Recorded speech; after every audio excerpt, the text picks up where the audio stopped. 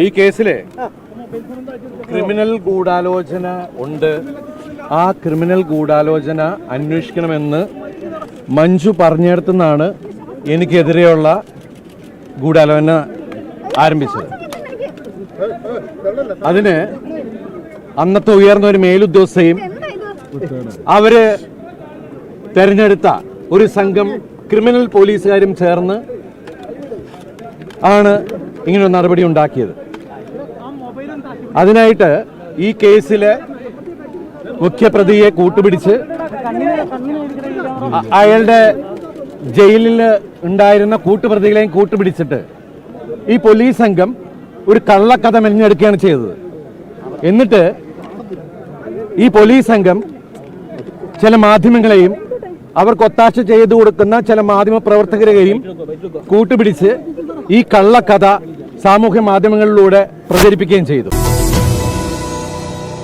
വിവാദമായ ദിലീപ് കേസിന്റെ വിധി വരുമ്പോൾ നിരുപാധികം കുറ്റവാളിയല്ല ദിലീപ് എന്ന കോടതി കണ്ടെത്തലോടുകൂടി ദിലീപ് നിരപരാധിയാണ് എന്ന് നിയമം തെളിയിച്ചിരിക്കുന്നു. ഈ കേസിലേക്ക് നോക്കുമ്പോൾ 26 സാക്ഷികളാണ് കൃത്യമായി കൂറുമാറിയത്. ബിന്ദു പണിക്കർ, സിദ്ദിഖ്, ഭാമ, ഇടവേള ബാബു, കാവ്യ മാധവന്റെ ലക്ഷ്യ എന്ന സ്ഥാപനത്തിലെ മുൻ ജീവനക്കാരനായിരുന്ന സാഗർ വിൻസെന്റ്, ദിലീപിന്റെ ഡ്രൈവറായിരുന്ന അപ്പുണ്ണി എന്നിവരൊക്കെയാണ് കൂറുമാറിയവർ. പോലീസിന്റെ ചോദ്യം ചെയ്യലിൽ കാവ്യ മാധവൻ വെളിപ്പെടുത്തിയ വെളിപ്പെടുത്തലുകളൊക്കെ തന്നെ ദിലീപിന് പ്രതികൂലമായി മാറുന്നവയായിരുന്നു.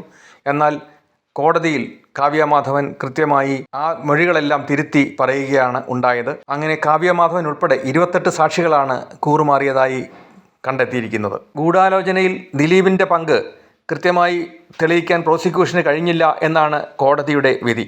അങ്ങനെയാണ് ദിലീപ് നിരുപാധികം ശിക്ഷയിൽ നിന്നും, അതായത് പ്രതി അല്ലാതെ ആയി മാറിയത്.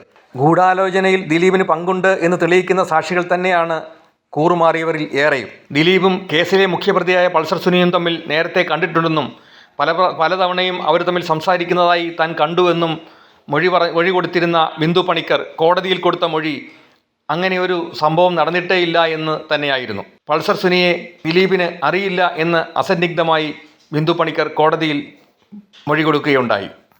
മൊഴി മാറ്റിയ മറ്റൊരു പ്രധാന സാക്ഷിയാണ് സിദ്ദിഖ്. ആക്രമിക്കപ്പെട്ട നടിയും ദിലീപും തമ്മിൽ റിഹേഴ്സൽ ക്യാമ്പിൽ വെച്ച് നടന്ന സംഘടനം, തർക്കം എല്ലാവരും തന്നെ കണ്ടതാണ്. അത് കൃത്യമായി സിദ്ദിഖ് പോലീസിന് മൊഴി നൽകുകയും ചെയ്തു. എന്നാൽ കോടതിയിൽ അദ്ദേഹം അത് നിരസിക്കുകയാണ് ചെയ്തത്. ദിലീപിനെതിരെ രൂക്ഷ വിമർശനം ഉന്നയിച്ച ഭാമ എന്ന നടി, ആക്രമിക്കപ്പെട്ട നടിയും ദിലീപും തമ്മിൽ തർക്കമുണ്ടായെന്ന സിദ്ദിഖിൻ്റെ അതേ മൊഴി തന്നെ നൽകുകയുണ്ടായി. ആക്രമിക്കപ്പെട്ട നടിയെ താൻ പച്ചയ്ക്ക് കത്തിക്കും എന്ന് ദിലീപ് പറഞ്ഞതായി ഭാമ പോലീസിന് മൊഴി നൽകിയെങ്കിലും കോടതിയിൽ ദിലീപിന് അനുകൂലമായി മൊഴി നൽകുകയായിരുന്നു ചെയ്തത്. അടുത്തതായി മൊഴി മാറിയത് ഇടവേള ബാബുവാണ്. ആക്രമിക്കപ്പെട്ട നടിക്ക് സിനിമാ അവസരങ്ങൾ നിഷേധിക്കുന്നതുമായി ബന്ധപ്പെട്ട് ദിലീപിനെതിരെ പരാതി ഉണ്ടായിരുന്നുവെന്ന് മൊഴി ഇദ്ദേഹം പോലീസിൽ പറഞ്ഞെങ്കിലും കോടതിയിൽ മാറ്റിപ്പറയുകയാണ് ഉണ്ടായത്. ആക്രമിക്കപ്പെട്ട നടിക്ക് നിരന്തരം അവസരങ്ങൾ നിഷേധിക്കുന്നതിനായി ദിലീപിൻ്റെ ഇടപെടൽ ഉണ്ടാകുന്നുവെന്ന് ആക്രമിക്കപ്പെട്ട നടി അമ്മയിൽ നൽകിയ പരാതി ഉന്നയിച്ചുകൊണ്ടായിരുന്നു ഇടവേള ബാബു പോലീസിന് മൊഴി നൽകിയതെങ്കിലും കോടതിയിൽ അങ്ങനെയൊരു സംഭവം നടന്നിട്ടേയില്ല എന്ന് പറയുകയാണ് ഉണ്ടായത്. അടുത്തതായി മൊഴി മാറ്റിയത് സാഗർ വിൻസെന്റ് എന്ന ആളാണ്. കാവ്യ മാധവന്റെ ലക്ഷ്യ എന്ന സ്ഥാപനത്തിലെ മുൻ ജീവനക്കാരനായിരുന്നു അദ്ദേഹം.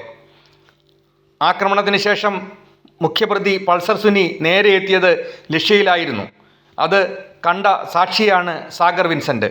അദ്ദേഹം പോലീസ് നൽകിയ മൊഴിയിൽ സാഗർ വിൻസെന്റ് ഉറച്ചു നിൽക്കുക തന്നെയായി. മുഖ്യപ്രതി സുനി ലക്ഷ്യയിലെത്തിയിരുന്നുവെന്ന് അദ്ദേഹം പോലീസ് നൽകിയ മൊഴി കോടതിയിൽ മാറ്റിപ്പറയുകയും ചെയ്തു. കൂറുമാറിയ സാക്ഷികളെ സ്വാധീനിക്കാനോ ഭീഷണിപ്പെടുത്താനോ ശ്രമമുണ്ടായി എന്ന് പലതവണ പ്രോസിക്യൂഷൻ കോടതിയിൽ ഉന്നയിച്ചെങ്കിലും അതിന് പരിഹാരമുണ്ടായില്ല. സാക്ഷികൾ മൊഴി മാറ്റിയത് പ്രോസിക്യൂഷൻ കേസിന് വലിയ തിരിച്ചടിയായി. അടുത്തതായി മൊഴി മാറ്റിയത് അപ്പുണ്ണി എന്നയാളാണ്. ദിലീപുമായി കാറിൽ സഞ്ചരിക്കുമ്പോൾ ദിലീപ് പറഞ്ഞ പല കാര്യങ്ങളും പോലീസിന് അപ്പുണ്ണി മൊഴിയായി നൽകിയെങ്കിലും കോടതിയിൽ അതൊക്കെ നിഷേധിക്കുകയാണ് ചെയ്തത്. അടുത്തതായി മൊഴി മാറിയത് ദിലീപിൻ്റെ ഭാര്യയായ കാവ്യ മാധവൻ. പോലീസിൻ്റെ ചോദ്യം ചെയ്യലിൽ കൃത്യമായി ദിലീപിന് ഈ കേസുമായി ബന്ധപ്പെട്ട കാര്യങ്ങൾ എന്തൊക്കെയാണ് എന്ന് മൊഴി നൽകിയെങ്കിലും കോടതിയിൽ കാവ്യ മാധവൻ അതെല്ലാം തിരിച്ച് പറയുകയാണ് ഉണ്ടായത്. കേസിൽ നിരുപാധികം വിട്ടയക്കപ്പെട്ട ദിലീപിന് ആശംസകൾ നേരുമ്പോൾ 28 സാക്ഷികൾ എങ്ങനെയാണ് കൂറുമാറിയത് എന്നും എന്തിനാണ് കൂറുമാറിയത് എന്നും അവരെ അതിന് പ്രലോഭിപ്പിച്ചത് എന്തായിരുന്നുവെന്നും ഉള്ള ചോദ്യം ഇവിടെ അവശേഷിക്കുകയാണ്. നന്ദി, നമസ്കാരം. കൂടുതൽ വാർത്തകളും വിശേഷങ്ങളും നിങ്ങൾക്ക് ലഭിക്കാൻ കേരളീയം ന്യൂസ് സബ്സ്ക്രൈബ് ചെയ്യുക. കൂടെ ബെൽ ബട്ടണും അമർത്തുക.